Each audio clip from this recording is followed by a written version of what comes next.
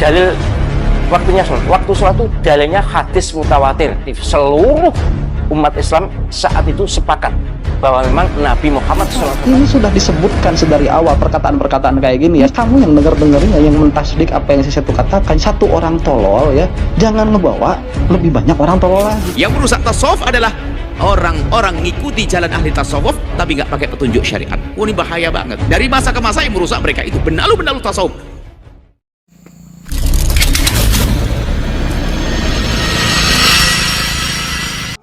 Masih diviralkan oleh Abah Setu, ilmu makrifat tingkatan tinggi yang akan dibedah langsung oleh Abah Setu. Ini ia tidak segan-segan akan membedah ilmu makrifat yang akan dibedah oleh Abah Setu. Apakah benar atau tidaknya, kita lihat saja apa kata Abah Setu dan komentar-komentar yang lain. Kita dengarkan saja dan terus dukung terus channel kami agar bisa berkembang pesat. Dan Buya Yahya ungkap kebohongan Abah Setu, membongkar kedok-kedok yang tidak mampu dibongkar oleh ulama lain. Ya omongannya itu tolol, itu kafir sudah ini ya. Oh, kamu kan bukan mufti, urusan ini sudah disebutkan sedari awal perkataan-perkataan kayak gini ya. Saya urusan lah si Setunya mah, ini kamu yang denger-dengerinnya, yang mentasdik apa yang si Setu katakan, jangan kebawa satu orang tolol ya, jangan ngebawa lebih banyak orang tolol lagi. Kamu jangan masuk salah satu orang yang kebawa tolol sama si Setu. Biarin aja dia yang sedari awal ngajinya nggak bener, ngajinya itu tidak berjenjang, kemudian dia sekarang jadi ngomong kamu kebawa tolol, bego itu. Kamu dapat dari mana ilmu kayak gini? Ilmu setan ini mah ya. Setan aja nggak bakalan sekoplok kamu tuh. Iblis itu nggak bakalan setolol si Setu ini ya, nggak bakalan setolol dia. Ini apa maksudnya mentajali? Apa maksud tajali tajala itu? Maksudnya apa? Watul awalnya apa? Tatkala disebutkan ke Allah apa? Apakah itu af'al atau sifatul af'al atau apa? Atau dia hanya mazhar saja? Ya, kalau kamu nggak bisa menjawab apa yang saya tanyakan, kamu nggak bakalan bisa mempertanggungjawabkan apa yang kamu katakan tuh. Tolol saya tahu mah. Inilah sosok Abah Setu ya, yang kontroversial dan sangat-sangat ulung membicarakan tentang hal-hal sholat dan hal-hal neraka.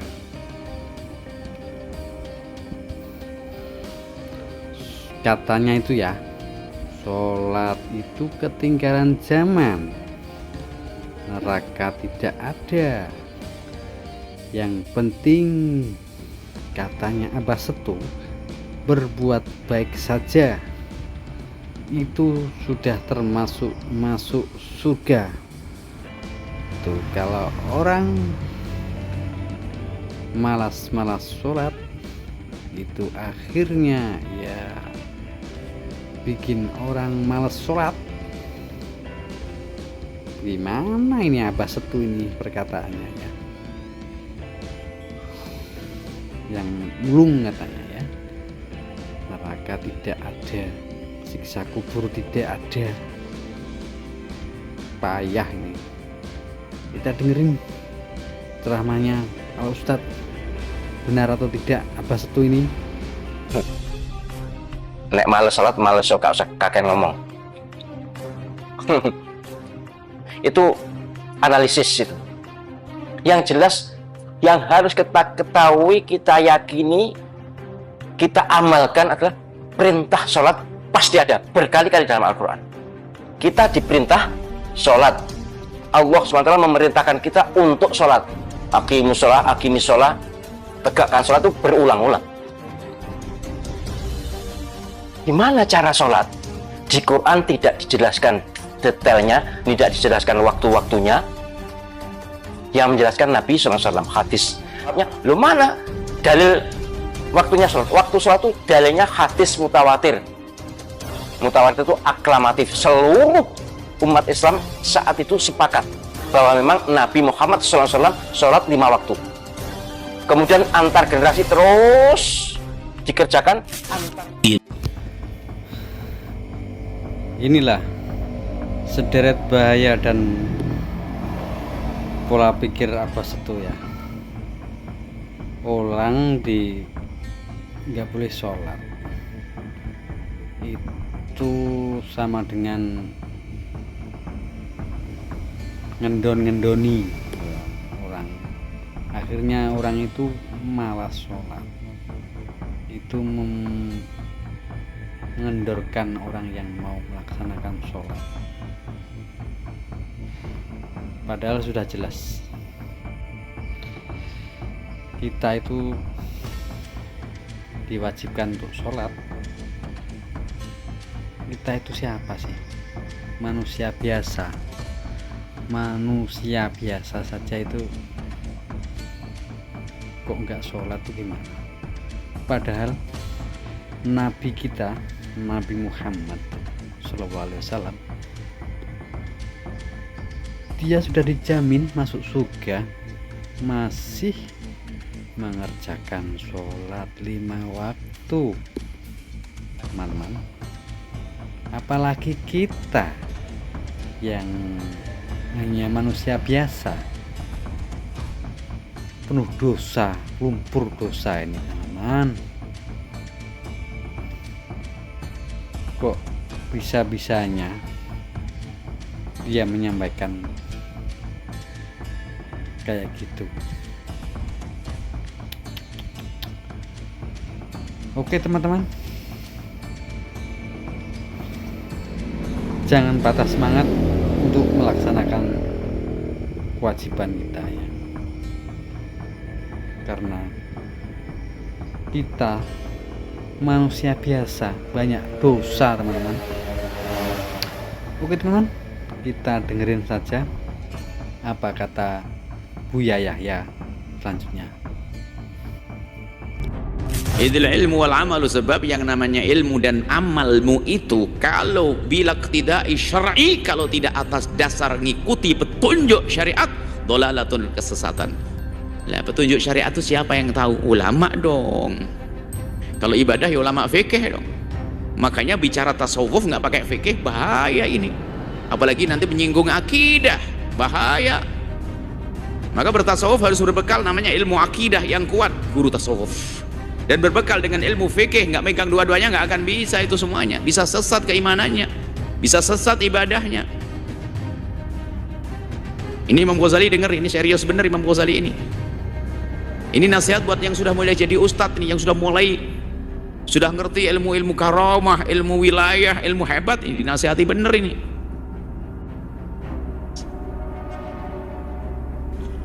Wa yambahilaka ala takhtar, awas. Hendaknya engkau ini sudah ustadz, ini kan muridnya ustadz semua, penuntut ilmu, santri, jangan tertipu bisatoh. Syatoh itu omongan yang tak berarti. Satohat, omongan yang tak berarti itu maknanya mungkin diucapkan oleh orang yang nggak punya kesadaran. Kalau disebutkan orang biasa nggak pakai timbangan akal dan tidak pakai timbangan syariat. Hanya satohat ini bisa saja muncul dari orang yang memang nggak mengerti ilmu atau orang yang tenggelam dalam cintanya kepada Allah, misalnya para wali. Pun demikian kalau satohatnya wali nggak bisa kita jadikan pegangan. Dalam bahasa sederhana nggak bisa diterima omongannya, tapi juga nggak perlu ditolak, biarkan saja. Makanya salah kalau menghadirkan satohat sebagai ilmu yang diajarkan, disampaikan, sesat. Hati-hati yang mulai belajar tasawuf, jangan merusak ilmu tasawuf. Jadi harus tasawuf betul-betul dipakeri dengan syariat tadi, supaya nggak liar. Sebab kalau keluar dari syariat liar, nanti omongannya ngaco, nggak ada timbangan syariatnya, bisa melanggar akidah, melanggar fikih, dan banyak dikisahkan pada zaman dulu tuh ada. Makanya guru tasawuf tuh harus belajar. Makanya Imam Qurdi menyebutkan bahwasanya merinci tentang syarat-syarat seorang mursyid, seorang guru mursyid, ayakuna aliman bi furu'i syariati. Di samping akidah, ya akidah pasti, di antaranya harus mengerti tentang furu'u syariah, tentang ilmu fikih. Jangan sampai sesat, nggak pernah belajar, ngaco, ibadahnya ngarang nanti. Belum lagi nanti bicara-bicara yang ghaibiyat misalnya, berarti tidak menekuni ilmu akidah, ngarang tentang yang ghaib. Ilmu di pasar, di kampung, ilmu di gardu, di bawah. Cerita tentang yang gaib bukan atas dasar, sebab kalau gaib itu ada aturannya. Bagaimana kalau kita bicara tentang yang gaib? Harus dengan berita yang pasti dari Al-Quran. Kalau Al-Quran mesti mutawatir, maknanya jelas. Kemudian dari hadis mutawatir, atau bukan dari hadis yang mutawatir tapi disepakati oleh pemahaman para ulama, bukan lantur. Makanya bahaya sekali ya. Maka yang merusak tasawuf itu adalah istimewa. Yang merusak tasawuf adalah orang-orang ngikuti jalan ahli tasawuf tapi nggak pakai petunjuk syariat. Ini bahaya banget. Dari masa ke masa yang merusak mereka itu benalu-benalu tasawuf dan rusak ahli tasawuf itu. Sehingga kenapa muncul pembenci-pembenci tasawuf? Ya karena modelnya manusia semacam ini. Imam Ghazali marah betul dalam hal ini. Oke teman-teman, ini benar-benar dunia ini sudah mau kiamat teman-teman ya. Jangan sampai kita semua salah menilai, salah memilah dan memilih seorang guru ya. Dunia sudah akhir zaman nih teman-teman, 2026. Kita harus pandai memilah dan memilih guru teman-teman. Sebenarnya orang yang dekat sama Allah itu pun tunduk dan sujud. Dia tidak berani berkata-kata yang penuh dosa dan tidak mengumbar akan agama Islam ini teman-teman ya.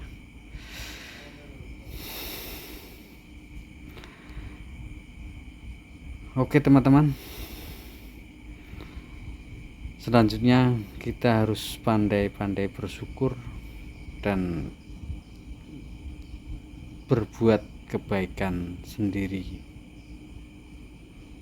Jangan mencari kebaikan, tapi kita harus membuat kebaikan, mengolah sendiri pola pikir kita, mana yang hak dan mana yang batil. Semoga bermanfaat dan menambah wawasan. Jangan selalu mengikuti ulama-ulama yang berkata-kata tidak benar. Assalamualaikum warahmatullahi wabarakatuh. A'udzubillahi minasyaitonirrajim. Bismillahirrahmanirrahim. Alhamdulillahi rabbil alamin wal 'aqibatu lil muttaqin wa ala alihi wa sahbihi ajma'in. Amma ba'd. Subhanaka la ilma lana illa ma 'allamtana innaka antal alimul hakim. Ilahi anta maksudi wa ridhaka matlubi antini mahabbataka wa ma'rifataka. Selamat pagi sahabat-sahabat semua Facebook dimanapun Anda berada. Selamat pagi sahabat TKN, selamat pagi sahabat MDNH, selamat pagi teman-teman di organisasi semua. Dan selamat pagi sahabat-sahabatku yang ada di daerah Pejampangan ya tadi semua. Pagi hari ini insyaallah Abah Haji ingin menyampaikan adalah dari pertanyaan sahabat-sahabatku yang ada di daerah Pejampangan ya, yang bertanya tentang sesungguhnya ciri orang makrifat itu adalah seperti apa tadi semua. Sahabat ya, kalau bicara tentang orang makrifat ya, berarti orang makrifat itu adalah, makrifat itu dia kata arafah. Arafah itu adalah kenal tadi semua. Memiliki makna yang sama dengan alimah. Orang-orang yang alim, yang berilmu tadi semua. Tetapi perbedaannya adalah ru'yatullah ya. Perbedaannya adalah cara memandang Allah tadi. Jadi yang tahu orang ciri orang ma'rifat itu sendiri ya.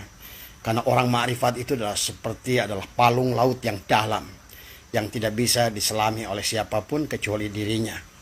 Dia yang tahu di kedalaman berapa dia menyelam tadi semua. Tetapi kalau ditanya ciri-cirinya, boleh kita bisa ungkapkan dari beberapa keterangan Syaikhullah maupun Imam Ghazali. Ciri orang ma'rifat itu adalah yang nampak tentu adalah pada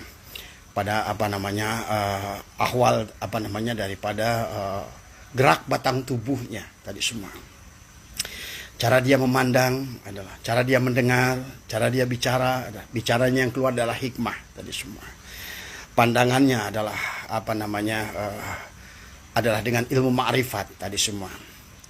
Kemudian cara dia mendengar pun bersama Allah tadi semua. Jadi pada dasarnya ciri orang ma'rifat itu pada tubuhnya sudah menampakkan. Sebetulnya sudah nyata. Kalau ibaratkan bunga, wanginya sudah kecium sesungguhnya. Kalau indahnya sudah nampak di mata kita tadi. Nah, tapi di dalam ilmu ma'rifat sendiri, sahabatku, ada tingkatan ya. Jadi ada yang disebut dengan ma'rifat hissiyah tadi semua. Adalah melihatnya adalah dengan batang tubuhnya. Yang hissi, yang nampak, yang dohir dari perbuatannya. Apakah dalam ibadah dohirnya, kemudian karena kalau ibadah batin tadi ibaratkan palung yang dalam yang tidak difahami oleh siapapun kecuali dia dan Allah tadi semua. Orang ma'rifat hissiyah itu adalah pandangannya ilmu yakin ya. Maka pengetahuannya, maka dikatakan ma'rifat itu dari kata arafa. Arafa itu dari kata sama dengan alima. Cuma bedanya kalau seandainya orang alima itu adalah derajatnya adalah ilmu yakin. Pengetahuan seorang alima, orang alim tadi yang tahu dia hanya dari kitab itu adalah dengan pandangan ilmu yakin. Jadi apa yang beliau temukan di dalam mengkaji kitab ya mempelajari daripada kitab-kitab semua, itulah yang disebut dengan ma'rifat hissiyah tadi ya. Dan lebih banyak kita bisa melihat adalah dari dohirnya, dari tubuhnya tadi semua, baik ibadahnya, tikirnya dan lain sebagainya. Kemudian yang kedua adalah yang disebut ma'rifat akliyah. Dia lebih naik tadi semua. Penglihatannya sudah menggunakan ainul yakin. Bukan lagi dengan dengan ilmu yakin, sudah dengan ainul yakin, sudah naik setahap dia. Di mana akalnya itu sudah senantiasa berada dalam medan tafakur. Selalu melihat segala sesuatu itu dia kaitkan kepada Allah. Itu dia katakan fa innama tuwallu fasama wajhullah, kemanapun dia hadapkan wajahnya, maka yang nampak bagi dia adalah hanya wajah Allah.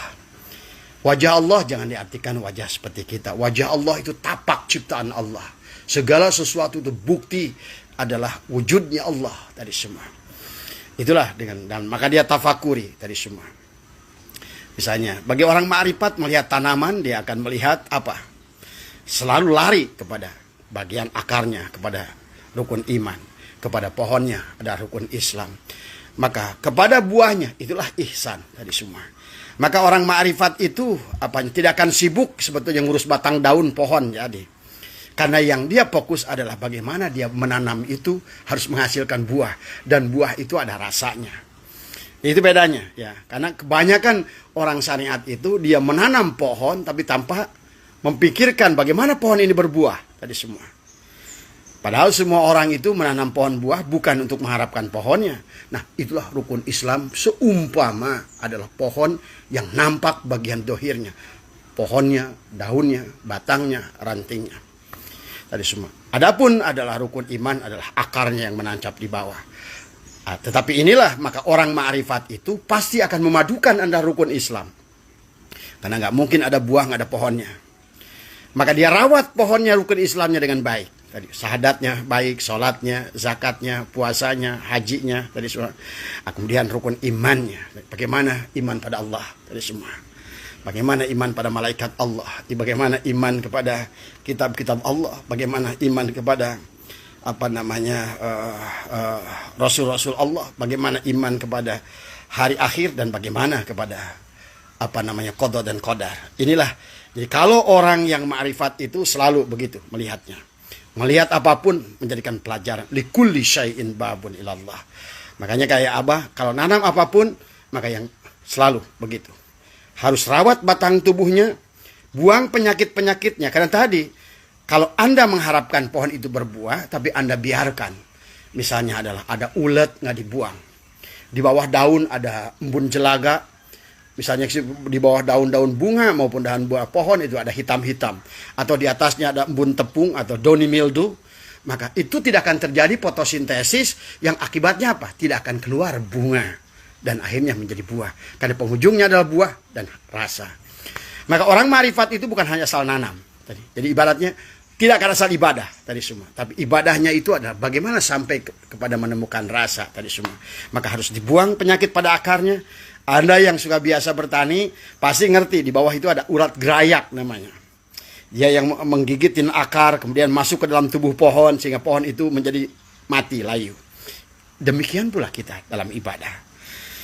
Maka orang ma'rifat itu selalu berpikir segalanya akan dia pikirkan tadi semua. Itulah makanya ada ma'rifat akliyah adalah orang yang sudah sampai kepada medan tafakur, tadabur tadi semua.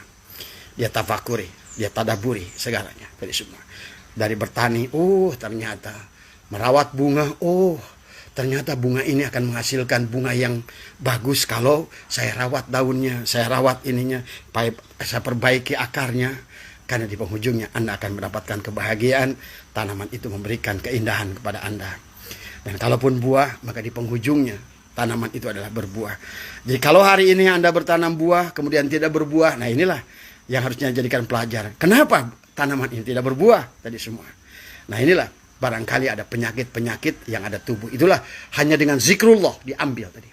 Dengan sholawat, dengan zikir, kemudian ambillah tadi penyakit ulatnya, ulat gerayaknya, ulat pada daunnya, kemudian jamur adalah embun jelaga dan embun tepungnya. Itulah yang selalu mengotori kalbu kita. Karena kita pun sama. Makanya kenapa baginda Nabi bersabda bahwa bahwa ad-dunya mazra'atul akhirah. Dunia ini adalah mazra'ah, kebun buat akhirat. Karena itulah kenapa orang yang ma'rifat akliyah akan selalu menggunakan itu untuk berpikir tadi semua. Kenapa tidak berbuah? Kenapa daunnya rimbun? Karena ternyata kadar yang ada pupukan itu udah waktunya pembuahan, ada pupuk dengan urea. Sebetulnya kayak Anda punya pohon mangga atau pohon apa, kalau sudah mau berbuah itu dengan NPK pun masih kurang baik, karena N-nya itu udah masih membawa kepada pertumbuhan daun tadi semua. Inilah ya dipahami ya. Nah itu makrifat, orang yang makrifat akliyah tadi semua. Dia selalu melihat adalah menggunakan akalnya. Afala ta'qilun dia gunakan tadi. Afala yatafakkarun dia pikirkan tadi semua.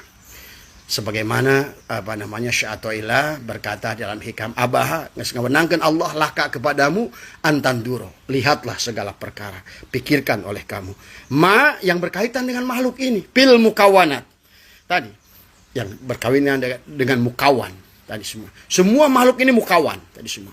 Tapi di sebalik mukawan ini ada tadi kawan yang mengadakan, ada mukawan, ada kawan tadi.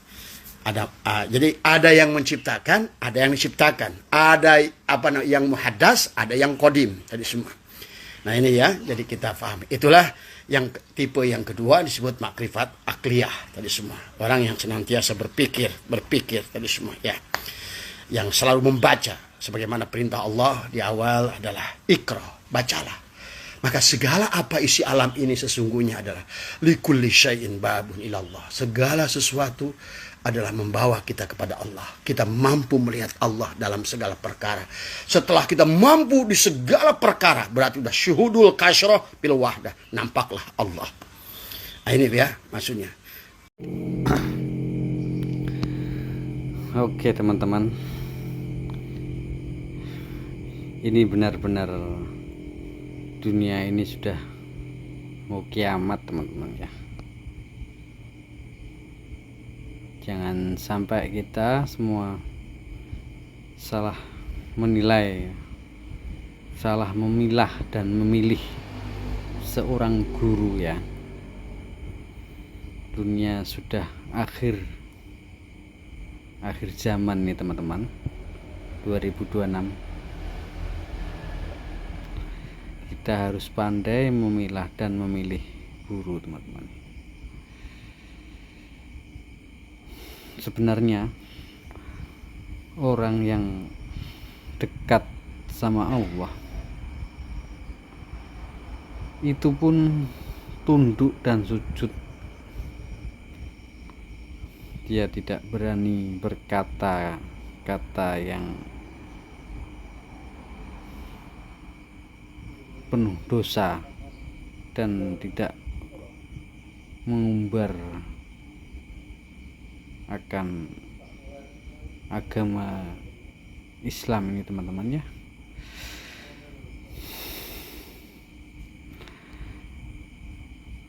Oke teman-teman,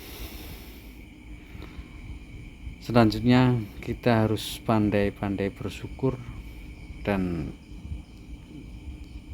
berbuat kebaikan sendiri.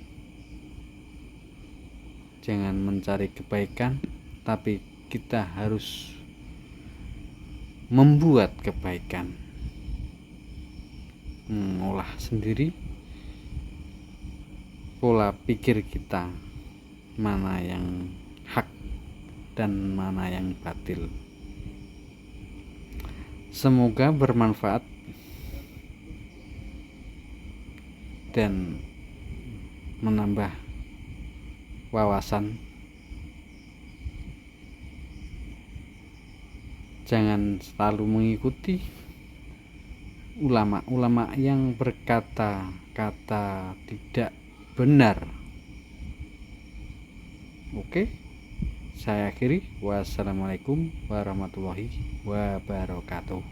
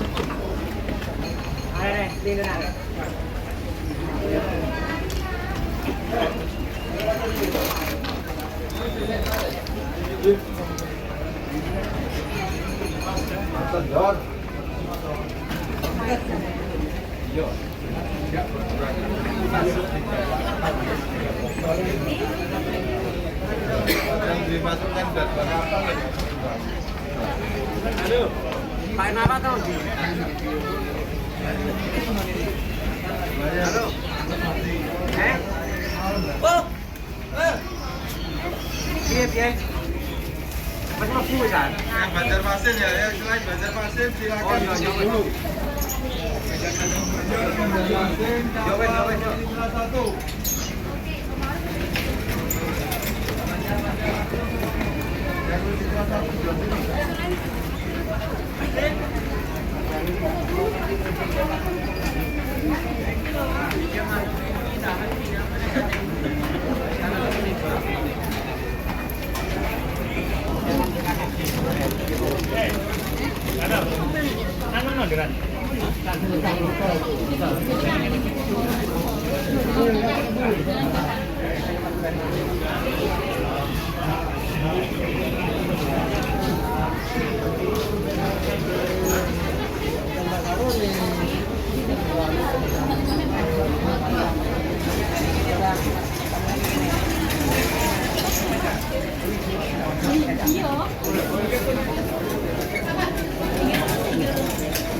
Ayo Rono, Mas. Mas.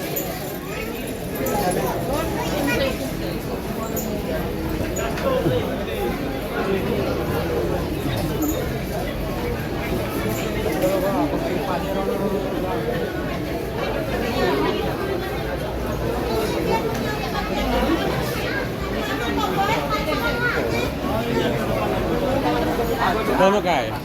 Rono kae. Lah ya.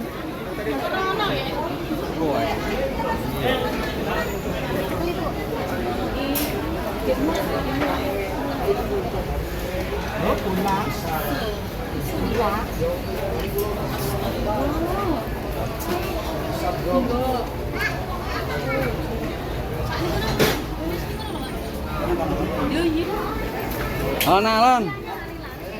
Alon-alon.